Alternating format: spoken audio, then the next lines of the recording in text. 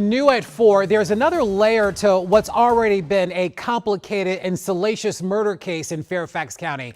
The former IRS agent charged in the death of his wife and a stranger by allegedly conspiring with his au pair appeared in court this morning. His defense team is accusing investigators of withholding information. It centers around the transfer of a detective who had a different opinion on what exactly took place. Our Matthew Torres is outside of the Fairfax County Courthouse with today's latest developments. Matthew? Hey, Larry. So, yeah, we just got our hands on this new evidence which was presented in court. This is the executive summary from the forensic detective who analyzed the data from devices in this case. He essentially ruled that the wife, Brendan Banfield, was behind the account on a sexual fetish website. This website and account were the subjects of a theory that the murders were the result of catfishing, which is putting on an online persona to deceive someone. The defense going as far as saying since this detective had a different opinion from the higher ups, he was eventually moved to a different unit. Do you have anything you want to say? Prosecutors allege former IRS agent Brendan Banfield of plotting with his au pair to kill his wife Christine in February 2023. Investigators say Banfield and the au pair, Juliana Magales, were having an affair. Police found Christine stabbed to death and a stranger named Joseph Ryan shot and killed inside their home. He started stabbing her.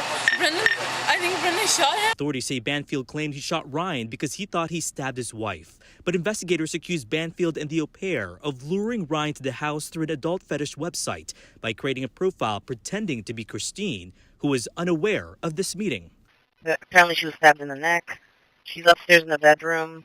The au pair has since taken a plea deal to testify against Banfield in his trial scheduled for October. In court Thursday, defense attorney John Carroll called the investigation compromised and the case, quote, wrought with issues. The defense argues police have not released all of the evidence to the Commonwealth that could help his client's case, including documents related to moving digital forensic detective Brendan Miller off of the unit. Miller had pulled evidence from 60 devices in the case and wrote a summary that reached lead detectives and the captain. He believed Christine was in charge of the sex fetish account, pushing back on the theory there was catfishing. Miller wrote there was no indication that Christine lost control of her devices during this time. Joe is not the only person Christine was making plans with on the website or who received her Telegram username.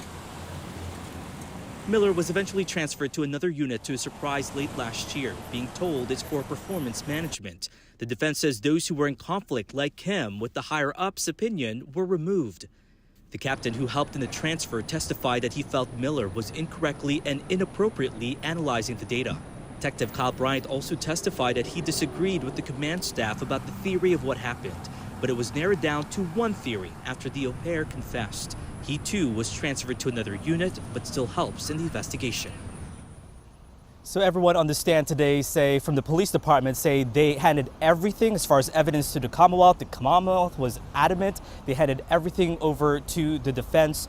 The judge today agreed there were no violations, but did instruct the Commonwealth Attorney's Office to reach out to Fairfax County Police to get all of the documents, all of the communication in regards to Detective Miller's transfer for them to review and hand over any evidence that could potentially help Brendan Banfield in his case. Larry.